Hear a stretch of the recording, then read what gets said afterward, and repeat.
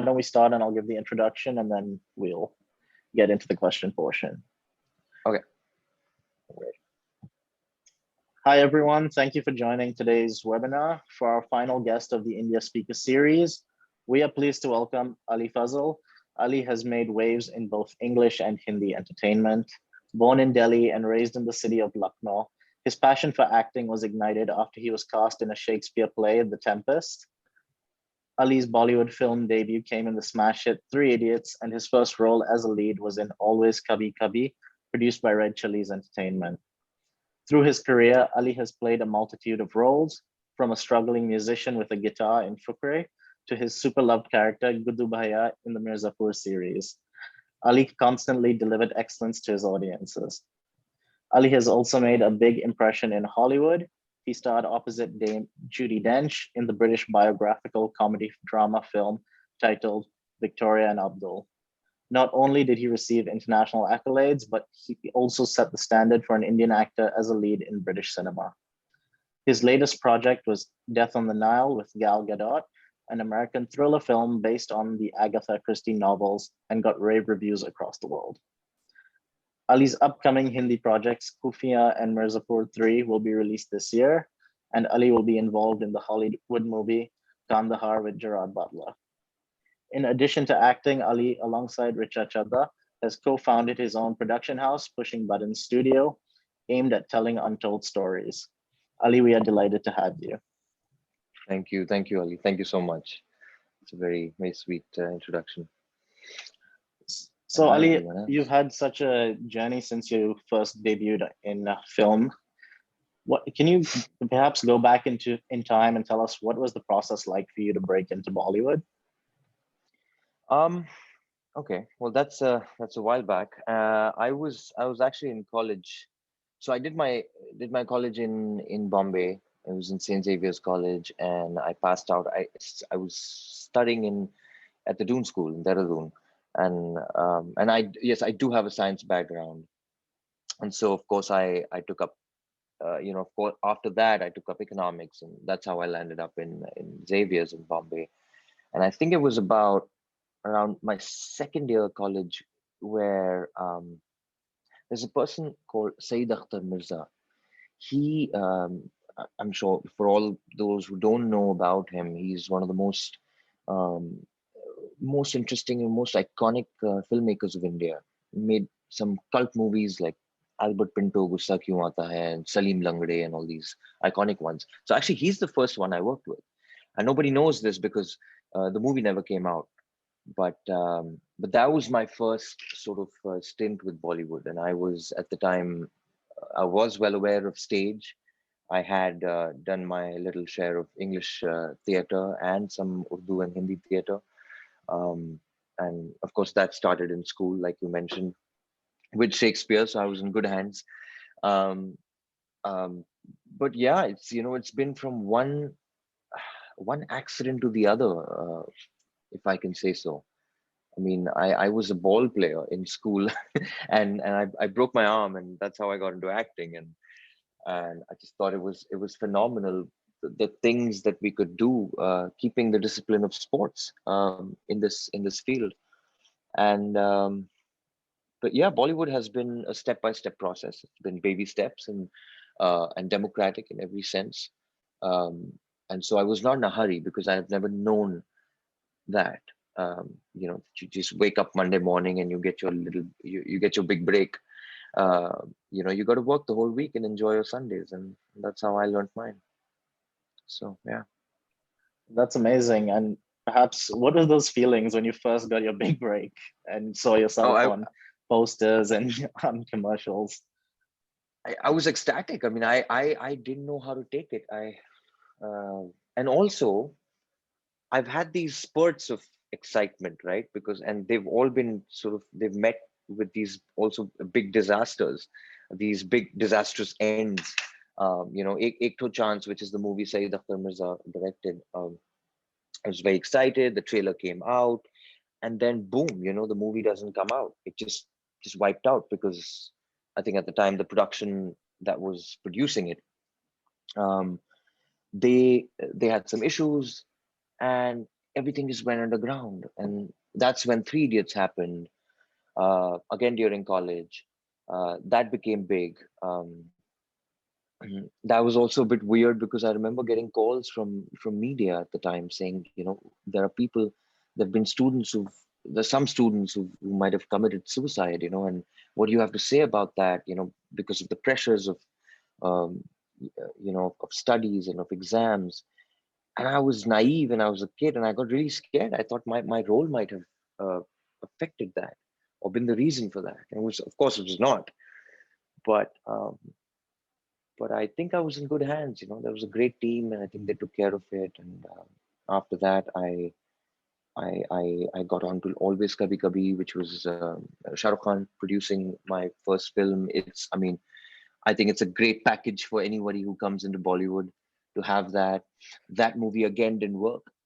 So at a very early stage, I knew what failure was, and I knew I had had my stint with failure, and in a very big way, because I didn't know that was possible.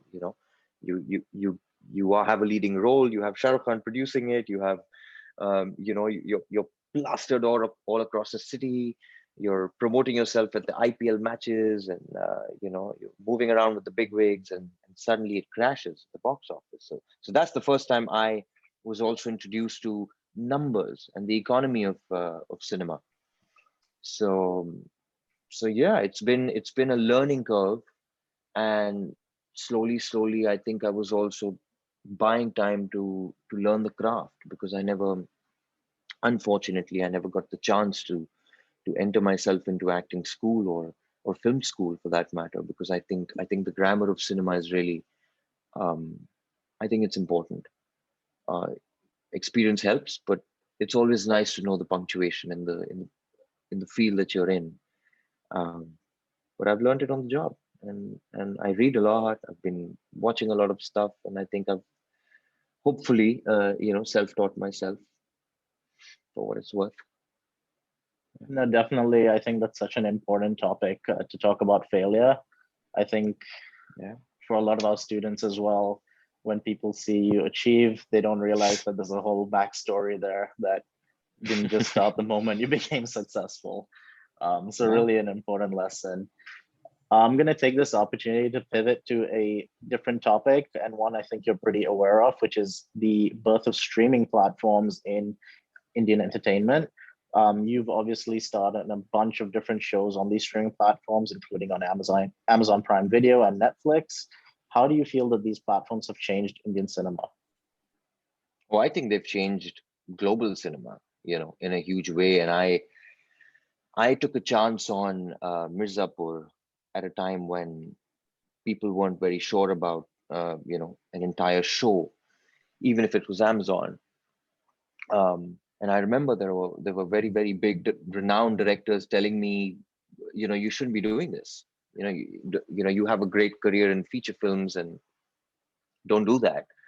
And I said, I have to. I have to take this chance, and also because of my exposure on the other side of the world to world cinema. Um, I think I had an idea of how this was going to pan out for India. So it was almost like a bit of a deja vu. You could see where this was heading, because I was seeing the West already lap this up. Um, uh, it has changed in a big way, because I think somewhere the canvas got bigger, the world got smaller, cinema got more interesting, more real. We've had a bit of a not very good bout in Indian cinema, during the 80s, the 90s. We went some other way. Um, and the golden period we call, which is the 1950s, where there was real hard cinema and grassroots stories being told, suddenly vanished. And suddenly this whole star driven movies came in, which is not a bad thing. I mean, we've all grown up watching that. I'm still a big Shah Rukh Khan fan, or Salman Khan, or Amir Khan for that matter, and they've made some great films. But I think, as a culture, I think and it's in our roots. The hero worship. It's something that we've had long before cinema. So it was very easy to kind of capitalize on that. But with OTT and with the Amazons and the Netflix, I think what's really I think the positive side is that everybody, including technicians, including, I mean, writers, directors, they've all got work. And I say this because unfortunately the idea of unions is in India is not very strong. Um, and I think we still need to work on that. I'm a part of SAG-AFTRA, and I know how well actors are taken care of on the other side of the world, and that side is not too far away now. We're pretty much competing with every movie and every narrative out there from all sides. I mean, we're a click button away from rejection, so we have to pull up our socks. We have to also save the artists. We also have to, and in so many aspects, right? We're all telling our stories. We're all, and sometimes those are the only ways you can actually write history. So it also comes with responsibility, because um, there's a certain, how do I say, freedom of speech there. In a very subtle way, I think a lot can be said, and societies and histories remember that. Films have helped shape societies in many ways, um, and that's fact. That's a great answer, and actually leads on to my next question. So nepotism in Bollywood has been a really hot button issue, and I think you've touched on this now. Um, but inclusion and diversity is a big factor here in the US, and within our own MBA program, it's a big topic that we try and promote in all aspects of our work. Yeah. How do you think that streaming platforms are helping the democratization of Bollywood, not just in terms of the actors, but also the types of stories being told? Mm. I mean, okay, to attack that at first go, I think nepotism is a very confused debate to begin with.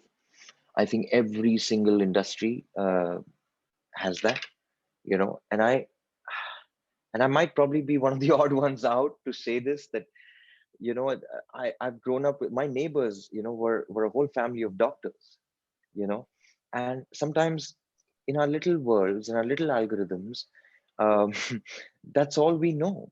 Uh, if I'm a doctor, I will try and look out for my family.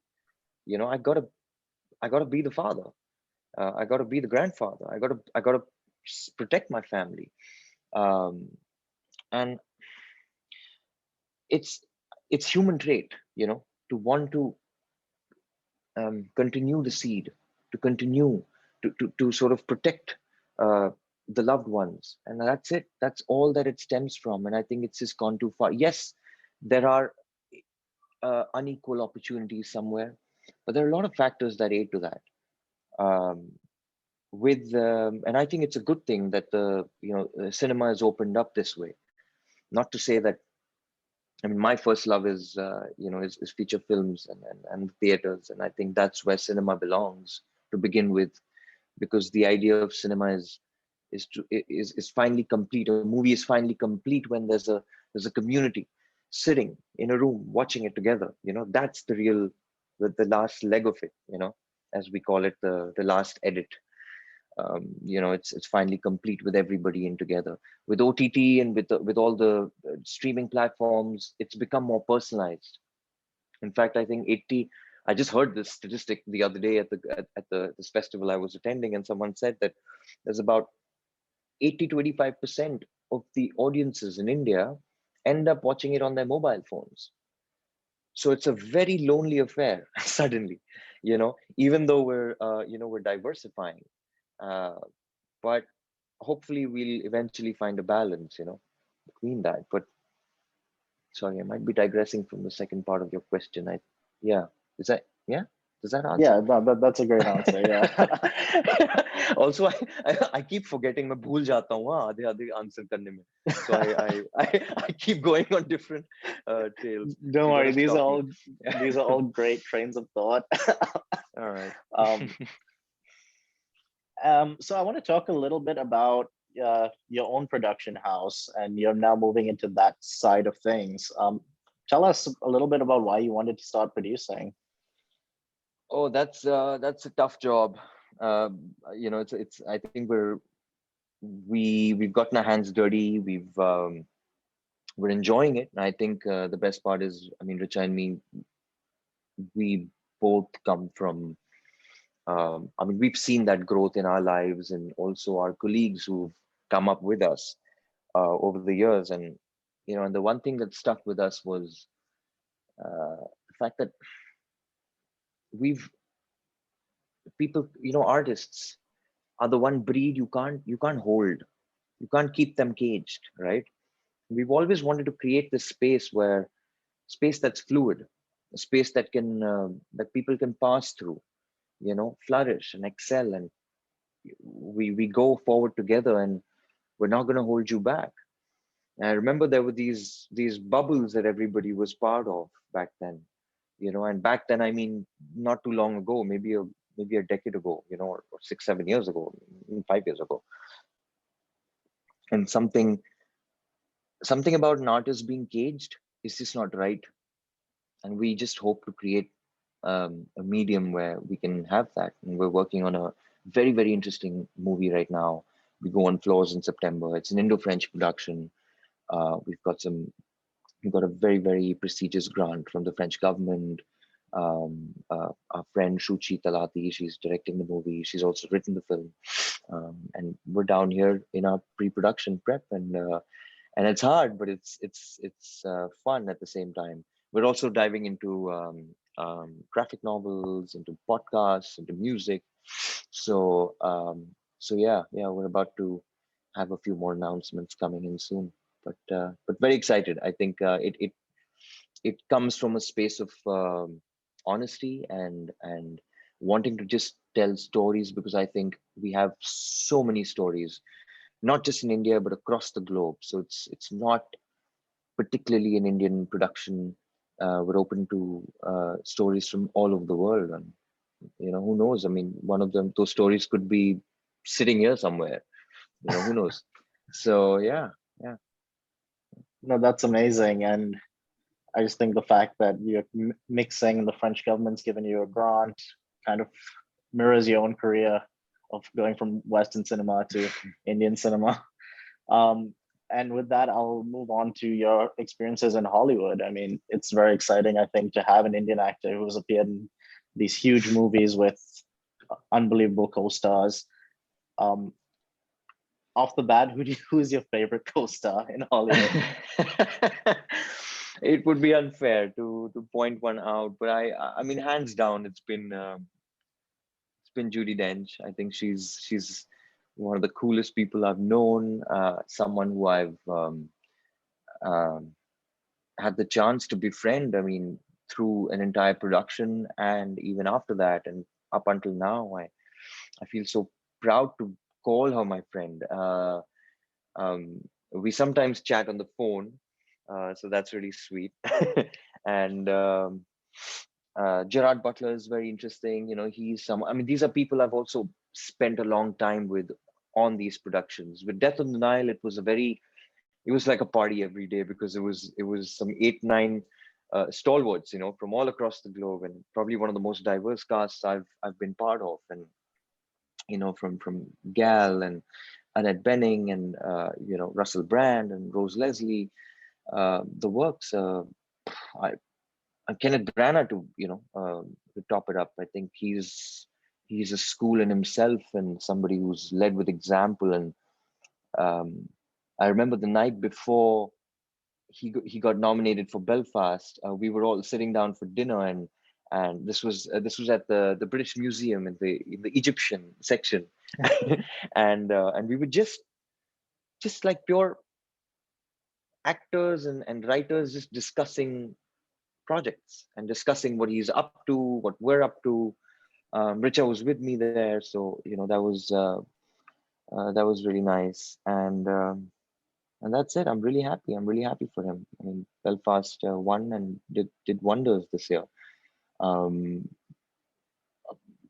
There's Stephen Frears, who's a legendary director. He directed Victoria and Abdul. He's someone I've learned a lot from. I mean, these are also people you have a good time with, but for me, it's also been a great exposure. I mean, on Kandahar, which is the movie I did with Gerard Butler. I think that movie is directed by Rick Roman Waugh. He's the person who made Greenland and Olympus Has Fallen, the whole series, and the same guys who made John Wick. And it was hardcore action, and so I've never done stuff like that before. It's very different action from Mirzapur. So that was enriching. Yeah, I can say.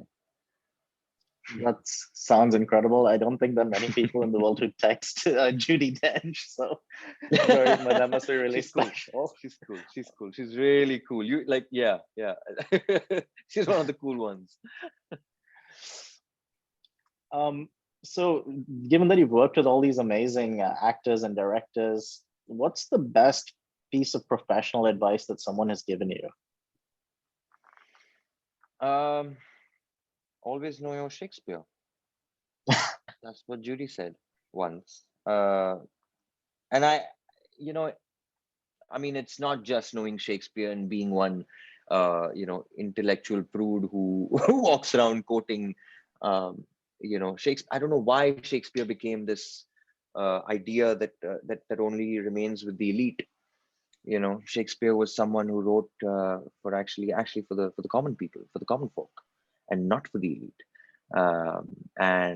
There's a lot of depth in there, and there's a reason why I suppose she says that, or maybe I'm just diving into it deep enough for myself to probably learn as much as I can. But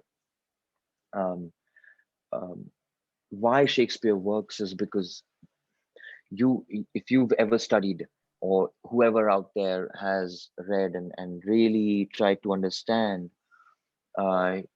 every time in every play, in every tragedy, he's managed to break down society. He's managed to break down systems and been able to actually point out flaws in these systems, and had the freedom to do that. And even when he didn't, he could decipher it beautifully through art, because that's what you can do. Art, the art and the stories that we tell, we're not supposed to answer. We're not everybody's conscience, but we're allowed to ask the questions. And the people are supposed to use their brains. And I think somewhere along the way, people have forgotten to do that. And that's why sometimes filmmakers end up feeding narratives to drive, certain agendas home, and that's not the right way. But I think it's a two-sided affair. It has to work both ways. I think audiences have to be smart enough too, or at least evolve, else we suffer. Amazing. So you've achieved a lot of success in Hollywood, which is noticeable for an Indian actor. Something to deal with diversity and inclusion. We've seen a noticeable lack of South Asian actors in Western cinema, particularly in leading roles. How do you think as a community we can change that and get more representation on the world cinema? I think that's a very good question. And you're right, there has been very few leading. I mean, I didn't know. Somebody told me a year ago that my part in Victoria and Abdul was technically the first leading part for an Indian ever. I mean, the last time that happened was with Shashi Kapoor Saab, back in the 70s, I think, or 60s, with James Ivory and the whole series of films that he did. And I should have felt very cool about it, but I felt a little sad that we've not had that. And we have great narratives, we have great stories to tell, but I suppose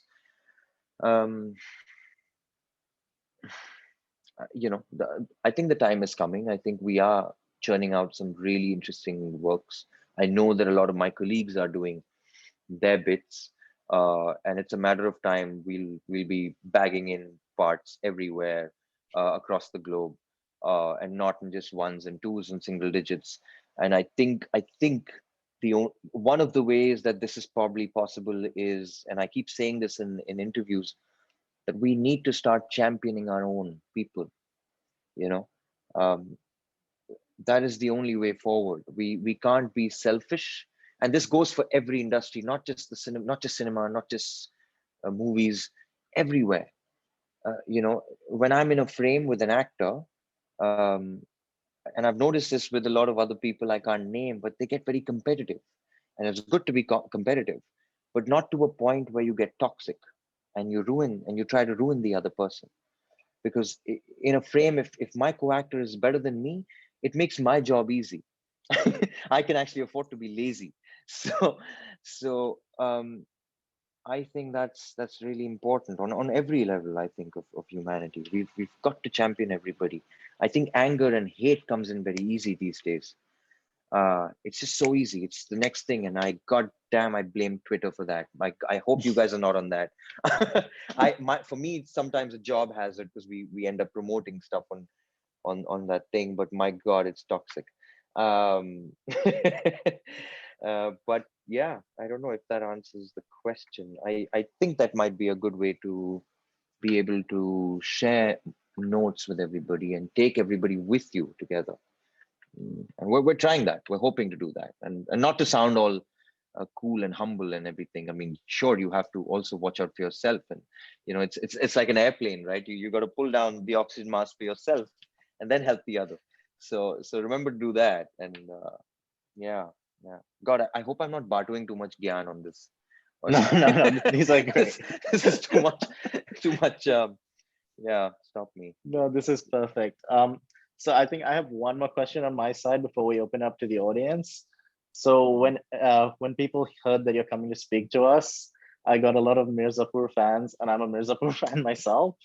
Okay. Um, Wondering what's going to happen in the next season, and maybe you could share some uh, tidbits with us Oh God. without giving it Well, away. no, not giving. I myself don't know the full plot right now. I was just, in fact, before this chat started, I was reading the episodes, because I just got sent the script, and yeah, it's pretty interesting. We start shoot next month. So yeah, to correct what you said in the beginning, I don't think Mirzapur will be releasing this year, because that will be too soon. Because we take it's a whole show, and it takes about 4 or 5 months to finish it up. um but we're very excited. Yeah, it's going to be it's going to be next level. We're going to try and better season 2. I think the Christmas we have had in season 1 um needs to come back. um and yeah, yeah, we're really looking forward to going back to it. I know some for me it gets a little, I mean, I'm not used to doing the long format as much. Even my Netflix anthology, that was uh, it was a movie, Ray, that I did. So again, that was an hour 20-minute long thing. So Mirzapur has been my only sort of so I get really impatient by the end of 3 months. So it drains you out physically, mentally, but it's worth it, because I think it's given me so much love. And I mean, I wouldn't have even imagined MIT Sloan would be would be affected by this. I mean, my God, it's like a parallel pandemic. I mean, sorry, not to joke about the pandemic, but this is, yeah, it's everywhere I go, and it's really, it's heartwarming. I mean, it's so sweet. Yeah, yeah. Well, I can tell you I'm really looking forward to it as well. So I'm going to move on to some of the questions that the audience has asked. And the first one is from Seth, and he's asking, how do you work on accents, specifically the ones on Guddu Bhaiyya and Death on the Nile? Hi, Seth. Um, Good question. I mean, I think that's an actor's job. It should be, ideally. We are supposed to be able to modulate our voices. It comes with the job, or it's a work hazard. But yes, me personally, I like um, playing with voices. I think every person, every character has a voice, and I think there's something very unique about that. It's almost like a fingerprinting for every person in the world, I think. There's something about voices, right? It's even on the telephone, like you know your close ones. Um, so sometimes the accent could be the same, but the voices change. Not to also sound psychotic, that I'm every time I'm doing a part, I'm going through a personality change. But there's always a part of me in the part that I play, because otherwise I'd just be lying. But it's 1937, it's Agatha Christie, it's classic English. I can't fake it. It had to be British, and I was stepping into George Kennedy's shoes, who originally did the part in the 1971 a movie with Betty Davis and the whole lot. So um, Kenneth Branagh was very kind enough to kind of tailor make this part for me, and bring me into that diverse setup. So yeah, I try to match up and keep up. Guddu was Amazing. again, yeah. I mean, see, Mirzapur again was. I think it's the nuances that really matter, because where I live right now, I'm in Bombay, and um, a lot of people in this part of India might not actually connect with the changing landscape and the changing dialects in North India. So everybody here thinks, okay, it's pretty much the same everywhere. But even Lucknow, uh, right, the way people speak in Lucknow changes drastically from what people speak in, let's say, Mirzapur or Banaras. You know, uh, so yeah, I think that's just a little detail that we tried to follow, and it's worth it. Yeah, it's totally worth it, I think. So our top voted question is what is it like to work with Pankaj Tripathi on Mirzapur? he's he's the guy he's the person who with the stories. He's always full of stories. So and I remember, I think season 2 I didn't have much of interaction with him, but season 1 we were all together, and I used to be very very I and it's probably not the right way to go about, but I was on very less sleep. We were working like 12, 14 hours a day, and I was gymming about 2, 3 hours in that. And so I was very cranky all the time. And I remember he used to really, he used to just lighten the mood up, you know, and he helped me a lot. I think, yeah, he's a good friend. Um, I actually missed the whole lot in Fukrey 3. These guys have been shooting part 3, and I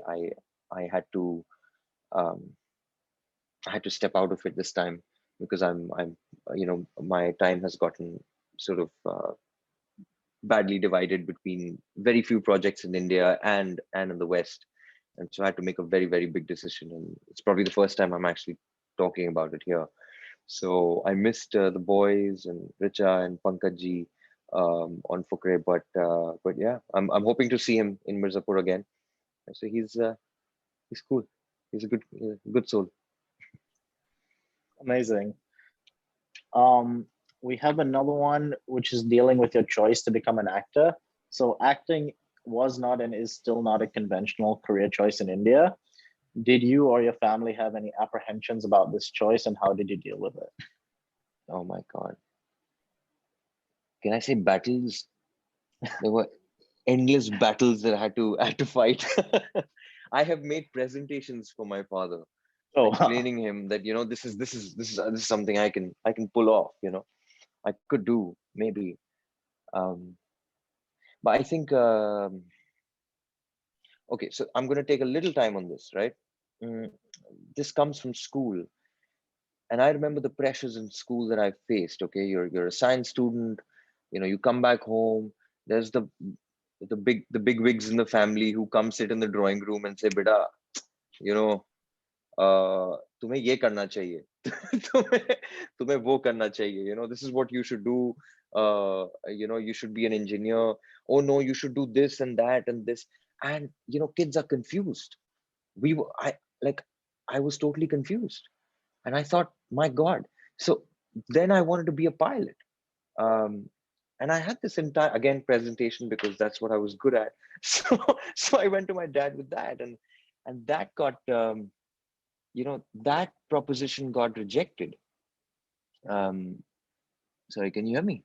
I think it We said my can hear internet was a you. little unstable. Your videos. Oh, it's good now. It just frozen Yeah, for a second. No, I wait, think we've then it's lost you for a cutting again. second. Yeah.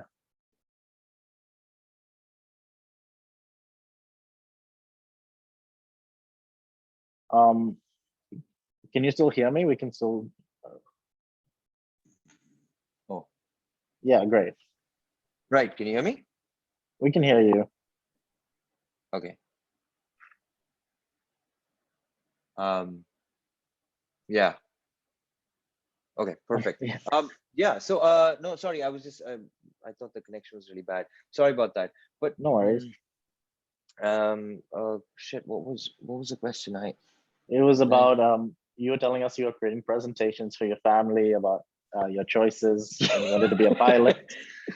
it was a whole lot of things, I think mm, why I want to talk about this is because every person that I've encountered has been through these battles and in their respective fields, and we get so bogged down by the pressures at home that sometimes you lose sense of your own self, your own potential, and I think after the first rejection, um I managed to put my foot down when it came to acting. So yeah, that was a good way forward. Well, with all these presentations, you would have been well suited for the MBA. I did Um, plan that actually at one point. I was interning with the United Nations in, because I did my economics, and I was interning there in Delhi, and that was the big plan actually, to get to Boston eventually and do my masters. And but yeah, somewhere down the line, cinema happened, and so I was like, okay, I'm really fooling myself here. I should stop. And yeah, so this one is from Azza. You've played at such a diverse set of roles. Looking ahead, do you hope to focus on a specific niche within acting? And if so, what is that and why? sorry, could you repeat that?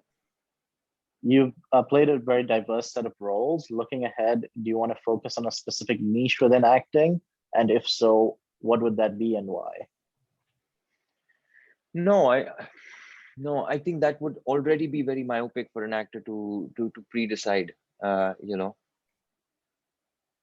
don't even know if I've played enough diverse roles. I think they've just been um, the spectrum has been interesting for the audiences to see, but I think there's a long way to go and explore, and I think there's so much more that I would love to bring to cinema to the people.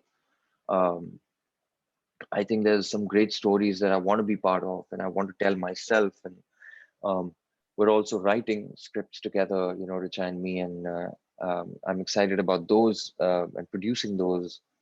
So, so no, there's no niche as such, but I think it's the search for the right stories and the right directors that I can associate with. And touch wood, I mean, I think up until now there's been a great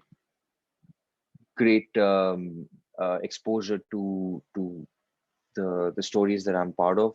I just finished a film with Vishal Bhardwaj. I'm really excited about. It's a true story based on true events that happened in 2003, 2004 in India, and it's a spy thriller, and we're very very excited about that. It's Tabu, me, Vamika, Gabi, and a whole lot of other people. So yeah, it's a Netflix production. So we're really looking forward to that. Mm, but yeah, I think there's a whole team that goes into making this act. Sometimes I feel like I should have 5 6 other people in this frame right now talking about these characters, because those are the guys I can see. My costume department makes up 60% of my character every film I play.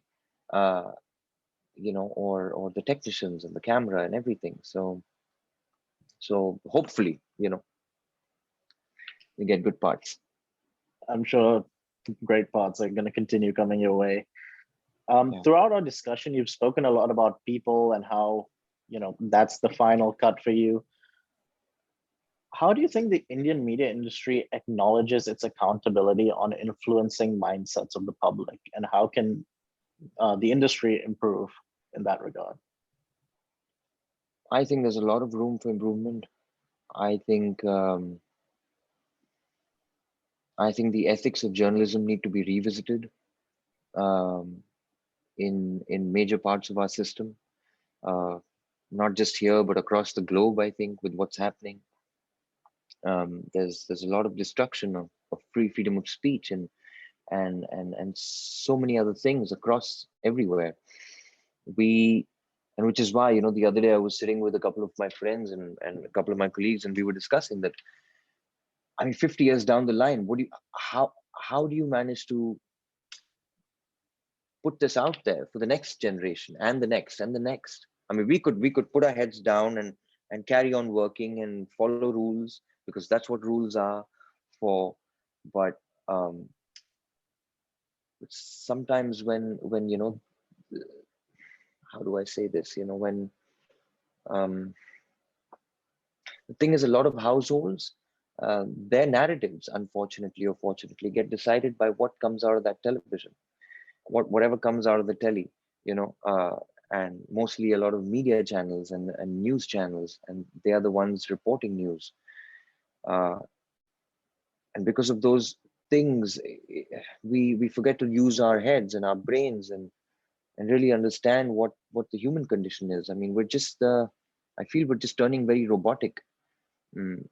And probably that's the downside of our entire the spine of this conversation, that how the OTT and how this big canvas of cinema has changed and affected people. It is there, but it's also access to so many narratives and so many stories that um, there are parallels running all across. People are confused.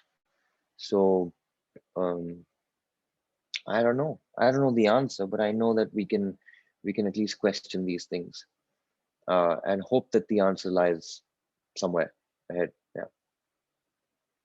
That's a great segue into two questions dealing with the topic of violence asked by Sahil and Rishab.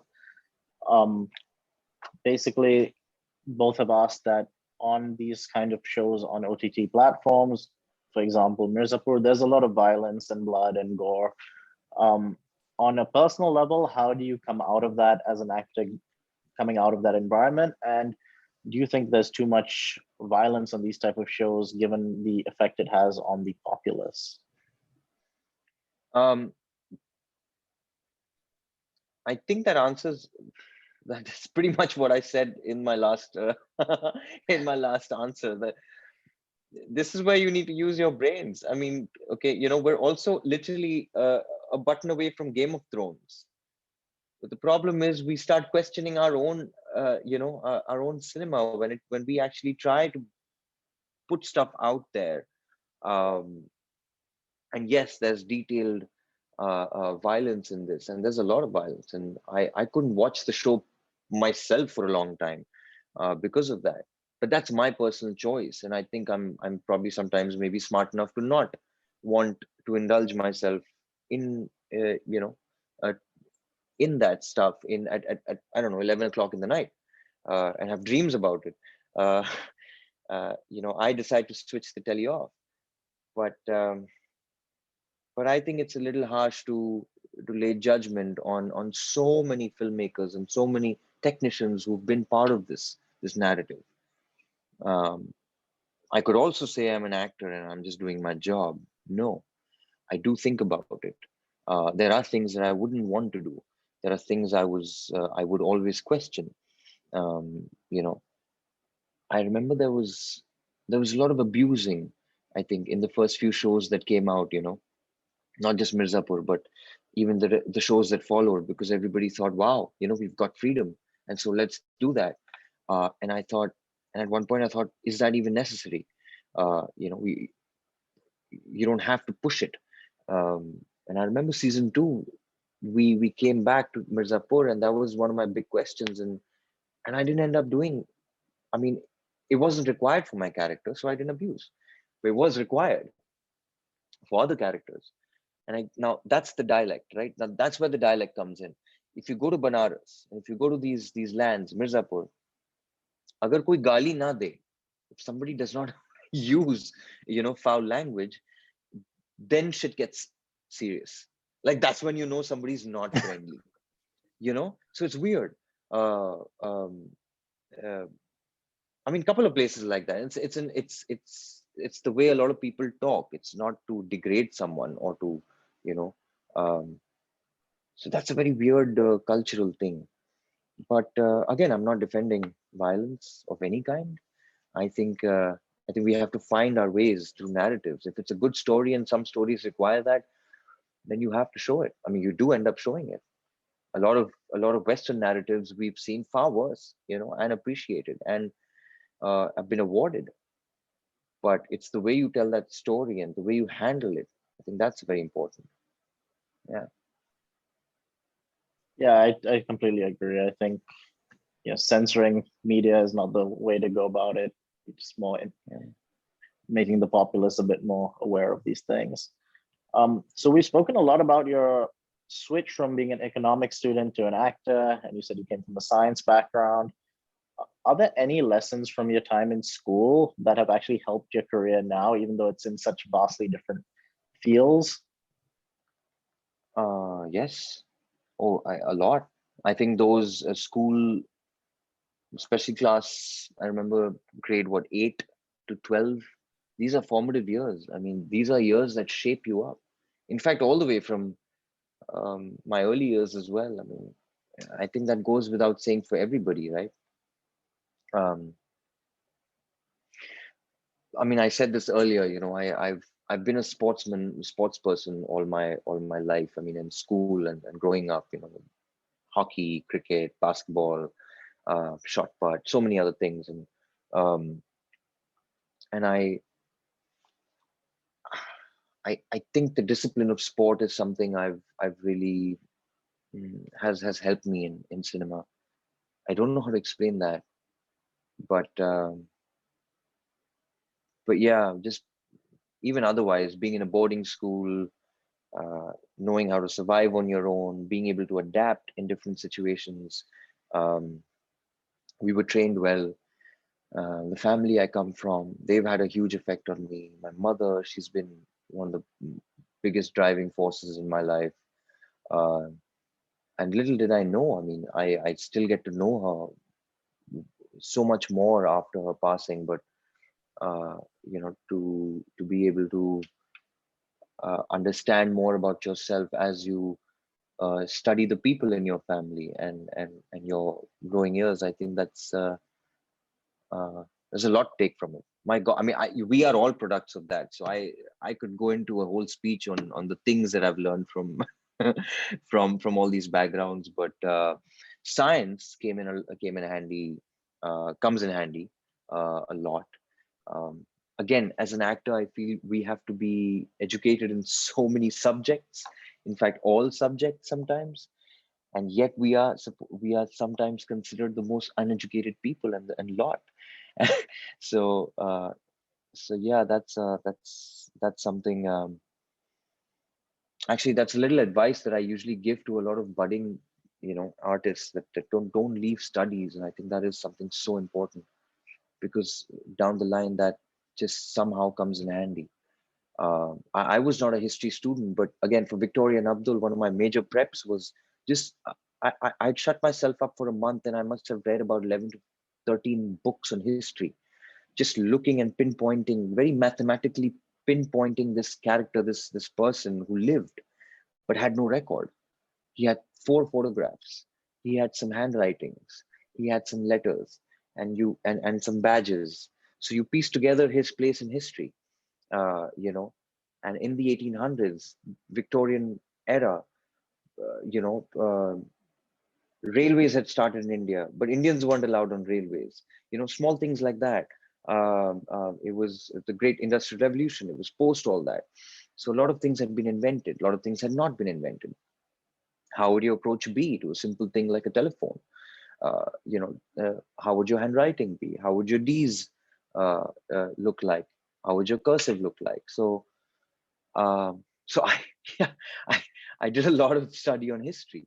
Um, Other projects require other things, and I think that's so yeah, it's definitely taught me a lot. Yeah. I mean, we're all here big believers in education, so it's nice to hear that answer Yeah, as well. I mean, you guys are, yeah, you guys lead by example. So yeah, I think that's good. Yeah. I think we have time for two more questions. So the first one is, streaming platforms have been offering much more than just masala films, but the mainstream media, mainstream cinema rather, still largely offers that. Um, how do you think that gap can be bridged? Well, I think it's going to be bridged. I'm not worried about that. I think we all also love our masala films. I think there's a little fantastical voyage to that, because there's investment. You know, somehow we are a stress lot in India, I think. So so on the weekend, a family needs to get out, and I mean literally get out of that anything that reminds them of the reality of life and situation. I don't know about other countries, but I know in our country that really does mean a lot. And if you look at it, I mean, it's a family of four. It costs quite a bit, so people do make that decision to go to the theater to have a night of pure fun and sort of this out of body experience, through our stars and through our masala films. But yes, I think the audiences are getting smarter. I think the narratives are getting smarter. Um, I think there's some iconic filmmakers, and not just Hindi film industry. I think one of my favorite films are Malayalam films and Tamil films, and yeah, I mean, I'm part of the academy, and I feel so proud. Like every year, I think for the last 3 years, I've noticed there've been films from the Malayalam cinema or from Tamil cinema that I'm voting for. Um, so yeah, one day maybe we will be at the Oscars. Some part of India will be. We're so diverse and so rich, and I think we're just a few moments away from that. And not to say that needs to be our sort of validation, because cinema is huge in India itself. But yeah, I suppose that's how people will notice. Definitely, I think, especially with the Oscars getting more diverse and more international, it's just a matter of time Yeah. before an Indian film wins Best Picture. And our final question, which got a lot of upvotes, was, can you say something in the Guddu Bhaiyya accent? Oh my God. Are you serious? You have to give the Isn't I people what bet they want. everybody's sitting on their laptops right now, right? Lazily on their couches watching this interview right now. You literally need to like switch that off, open your Amazon accounts and watch Mirzapur again. um, nahin, bas, I think there's something from season 3, and I'll give you a sneak into that. And he says, this guy comes in the frame. Guddu comes in for the first time, and he says, "आ तो बहुत पहले गए थे, अब आएंगे कायदे से, बस देखते जाओ गुरु." So yeah, Thank you so yeah. much for indulging us. Ali, this has been No a man. fantastic fireside chat. I, I still can't believe I've given a Guddu Pandit dialogue to MIT Sloan. I mean that just goes down in my books. Like because suddenly like all my friends I was telling, my dad I was telling, so I was like, yeah, I'm having a session with MIT Sloan, and he's like, MIT Sloan, that's really cool. That's like, I mean, it's like, oh my God. And it's but it's no, I'm not to say that it's really cool. It's really cool to know that there's such a nice diaspora, that Indian diaspora there, and a bunch of you who are in tune with what's happening on this side of the world. So yeah, it's nice. Definitely, you've been such a great speaker, and we hope to have you back at some later edition of the speaker series. Thank you for I hope being to. part of the inaugural one. Um, Thank you. we've definitely learned a lot, and I've definitely enjoyed chatting with you. Um, and thank you, yeah, and thanks for No everyone man, for thank you. joining. Thank you everyone. Thank you Azza. Thank you everybody for joining in, and this has been a very, very interesting session. And yeah, I hope to come back. I really do mean that. All right, see Awesome. you all. All Bye. right. See you.